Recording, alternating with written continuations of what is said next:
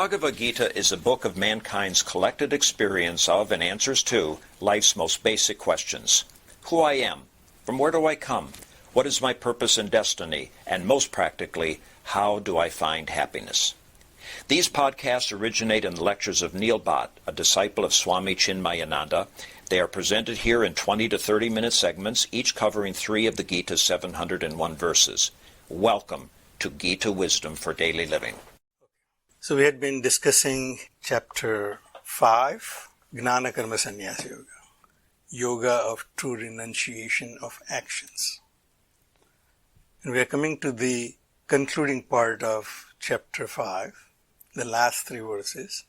And we have seen previously that Bhagavan said that the one who develops qualities which are appropriate to merge with Brahman, he merges with Brahman. Yah antah sukhaha antah ramaha tatha antah jyotihi eva yah sahayogi brahma nirvanam brahma bhuto adhigacchate. These are the qualifications one must develop if he wants to attain that eternal liberation. He wants to merge with the Supreme Self. If he wants to achieve the final goal of attaining complete liberation, then he needs to understand this finite being is not capable of attaining that. He has to leave attachment with this finite being, this body, mind and intellect, which is running outside and seeking happiness outside. That idea has to be renounced, that happiness lies outside in the world. And he has to develop qualities where he becomes satisfied within his own self. Yah antah sukhaha, who finds his happiness within himself. Yah antah ramaha, who revels in his own self. And antah jyotihi, he reveals his own existence. I do not need anyone to convince me that I exist. I know I exist. No other verification is required. For everything else I need verification. Whether I'm smart, whether I'm powerful, whether I've achieved anything. Am I an architect or not, I need a verification. But whether I exist, I need no verification. I know that the self-emerging knowledge, but once one who is relying on that, one who identifies with that, sahayogi brahma nirvanam. He loses his self, he loses his identity in that greater identity. As we have seen in our analogy, when a small company merges with a big company, the small company's name goes away. And it becomes one with the larger company. Labhante brahma nirvanam rusaya kshina kalmashaha. But to achieve that, you have to become kshina kalmasha, without any impurities of mind. Bhagavan said, those deceased who have purified themselves of all sins, they achieve this Brahma Nirvanam.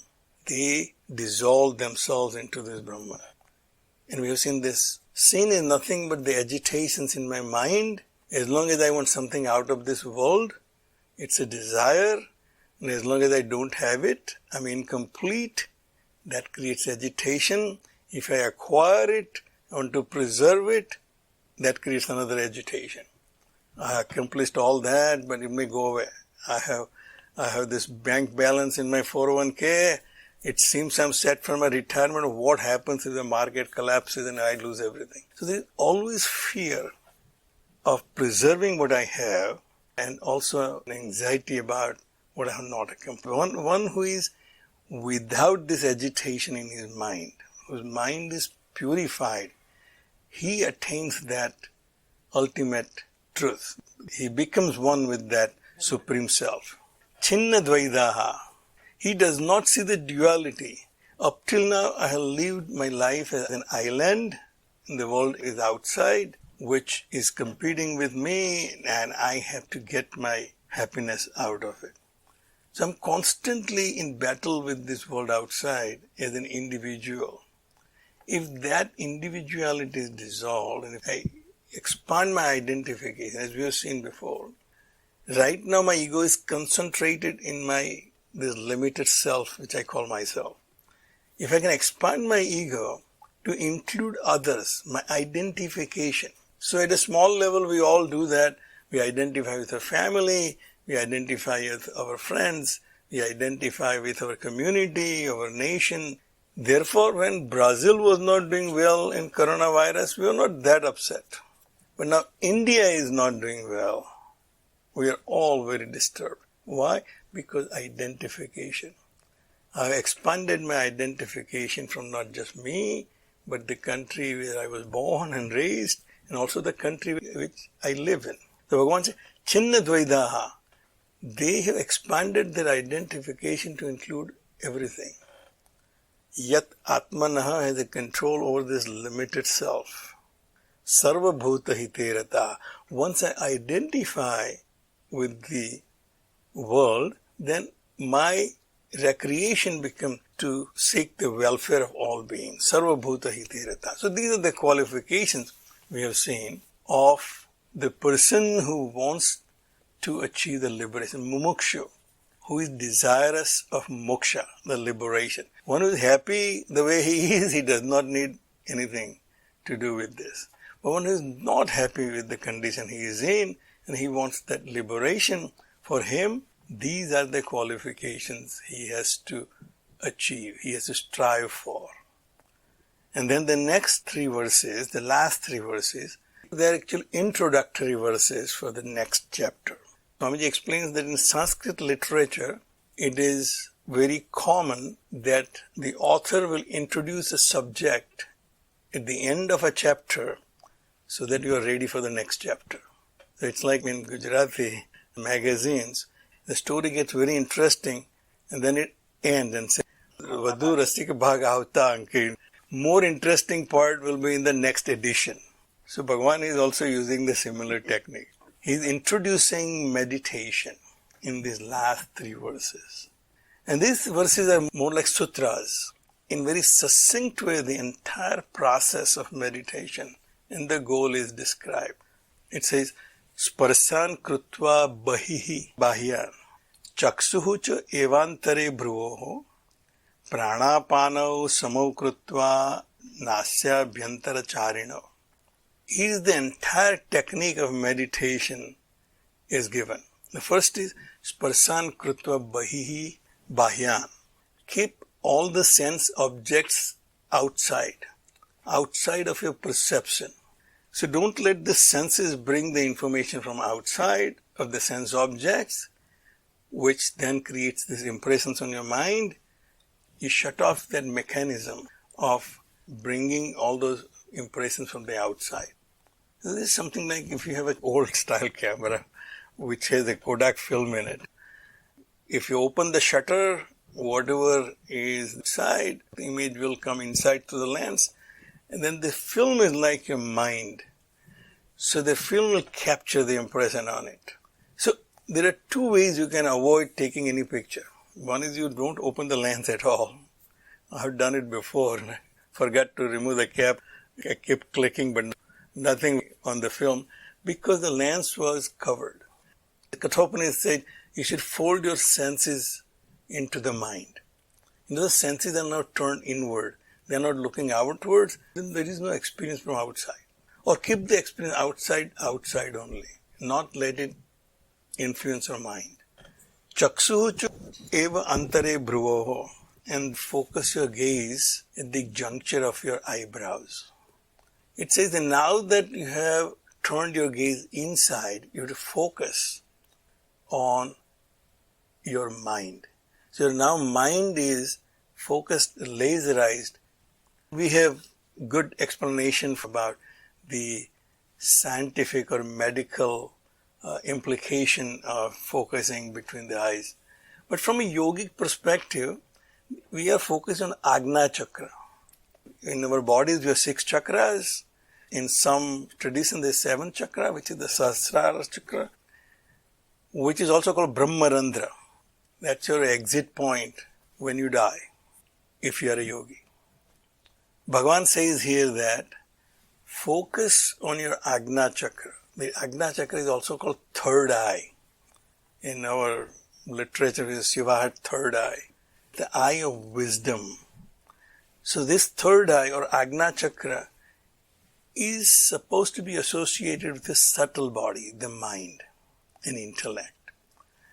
So rather than focusing on the world outside, now you focus on the world inside, on your mind and intellect, and turn them towards the Sahasrara Chakra, which is a connection between you and the Supreme. So Bhagavan said, Chaksuhu cha eva antare bruvaha. Focus your attention between the two eyebrows with Ajna Chakra. It's also correspondent to the pineal gland in your physiology. And therefore we also have a bindi in our culture at that point. And also the yogis, they put chandan tika to keep that Ajna Chakra protected. Prana pano samokritva. We have also learnt in chapter 3, I think it was verse 29, which says they offer the prana into apana or apana into prana. One of the yagnas is this prana apana yagna, which is basically purak or kumbhak pranayama. There was a great technique developed by all our rishis. They noticed that my mind affects my breathing, and so if I use that knowledge of my observation that there is a connection between my mind and my breathing, I can control breathing to control my mind. So I can regulate breathing to control my mind. And this whole elaborate science of pranayama was developed. So here it says prana and apana, making them equal. There is no imbalance between the two, which in turn will control my mind, will make my mind balance. Prana apana samokritva. I have read Gnaneshwar Maharaj Gnaneshwari, and it says combine the power of prana and apana together and direct it towards your Sahasrara Chakra. So this energy which is right now used for maintaining this body, equalize it so the body is maintained with a very minimal energy. The rest of the energy is focused towards your Sahasrara Chakra, where you have a connection with your great self. The energy which we receive from that great self is through that chakra, according to the yogic tradition. So Bhagavan said, balance your prana and apana, nasa bhyantara which are happening in your nostrils. Yata indriyaha manaha buddhihi munihi moksha parayanaha. If you are desirous of liberation, if a goal is to achieve liberation, then you have to make this preparation throughout your life. It is not something that you get up one morning and start meditating. Bhagavan Buddha did not get up early that morning under a Bodhi tree and say, I need to meditate and achieve enlightenment. He had to work all his life to achieve that enlightenment. Yata indriyaha manaha buddhihi. This is the practice that I have to control my organs, my senses, my mana, my mind and my buddhi. This cannot happen, as we know, overnight. It also is not going to happen just because you decided to do so. It's a constant practice without any gap in it. Eknatheswaran used to say that if you miss a day in meditation, it takes a week to make up. And if you miss a week of meditation, it takes a month to make it up. If you miss a month, it takes a year to make it up. So it's a constant practice to control your organs, control your mind, control intellect. Now we are all doing it. So it's not something which is not in our control. We control our organs in a sense that we don't behave in an inappropriate manner in the public. We also control our mind. Sometimes we feel like doing something, but we realize it's not the right thing to do, so we control our mind. We control intellect too. Sometimes we get fancy ideas, but then we think, no, that's not the right thing. We do have capabilities, except our goal is different. In using that capability, we're trying to achieve something from this world. Here it says, moksha parayanaha. Those who are mumukshu, those who are desirous of liberation, they use this capability to control mind, intellect, and body in achieving that liberation. Vigata Ichha Bhaya Krodha. This is only possible if you're without any desire, fear and anger. Now we know that our life is nothing but a permutation combination of this three. Either we are desirous of getting something, we are fearful of something, may not get it, or I'm angry. You see, that's because my mind is right now turned outside seeking happiness. If I realize that the happiness does not lie outside, the world of objects has no capability to give me happiness. As we have seen, every object which gives me happiness has equal capability to give me unhappiness. If that's true, they actually cancels each other out. It is like the particles which have a negative and positive charge, they cancel each other out and they disappear. These objects are illusory. They do not have the essential thing which I'm seeking, happiness. Vigata Ichha Bhaya Krodha Yah Sada Mukta Eva Saha. Once I have realized, once I am firmly convinced that my happiness does not lie in the world of objects, such a person, Yah Sada Mukta Eva Saha, he becomes ever free.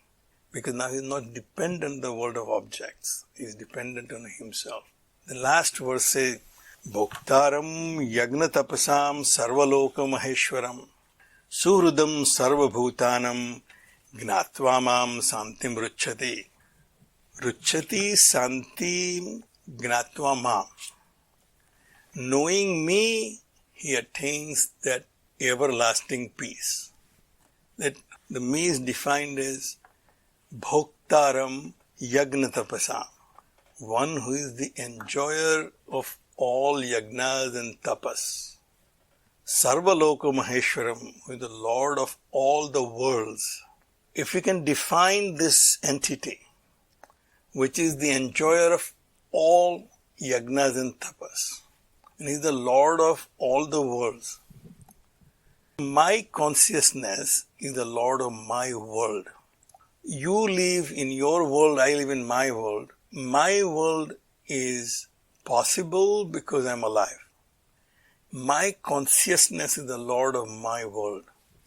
Every yagna which I perform and every tapas which I do, which is yagna is my self-dedicated activities and tapas is my austerities. In other words, everything that I do to achieve my happiness is my yagna. I'm offering my activities in that yagna to achieve my happiness, the liberation. And every discipline which I perform is my tapas. And who is the enjoyer of that? Is my own consciousness. And my consciousness is the Lord of my world. So is yours, and so is hers, and so is his. When you combine all that as a one entity, all the yagnas and tapas which are happening in this world by all beings at any level, if my consciousness and your consciousness is one and the same, he is the Lord. The Ishvara is the Lord of all the beings and all the worlds, and he is the enjoyer of all the yagnas and all the tapas. So he is the Lord of all the lords. And as Swamiji says, if the king in a kingdom, he is not very easy to approach. Now he is the Lord of all the lords. Then he must be very difficult to approach. He said, no, he is Suhrudam Sarvabhutana. He is the friend of all the beings. He is always with you. My consciousness is with me all the time. Your consciousness is with you all the time. So he is with you. He is guiding you, supporting you all the time. Gnatva mam santim ruchyati. Having known that the Lord of my being is within me, the Lord of my world is within me, he is the enjoyer of all my actions. Once I recognize him, that he is not limited to me, but he is all-pervading Supreme Self, pervading the entire universe and all beings, I will achieve that everlasting peace. Santim Ruchyati. He achieves that everlasting peace. We'll conclude chapter 5 here today, and we'll start chapter 6, Dhyana Yoga. If you find this podcast helpful, please support it by donating any amount by going to the episode's website at neilbhatt.podbean.com or at chinmayarichmond.org. Thank you. Om Sarve Bhavantu Sukhina Sarve Santu Niramayaha Sarve Bhadrani Pashyantu Ma Kaschid Dukkha Bhag Bhave. Om Shanti Shanti Shanti. Harihi Om. Shri Gurubhyo Namaha. Harihi Om.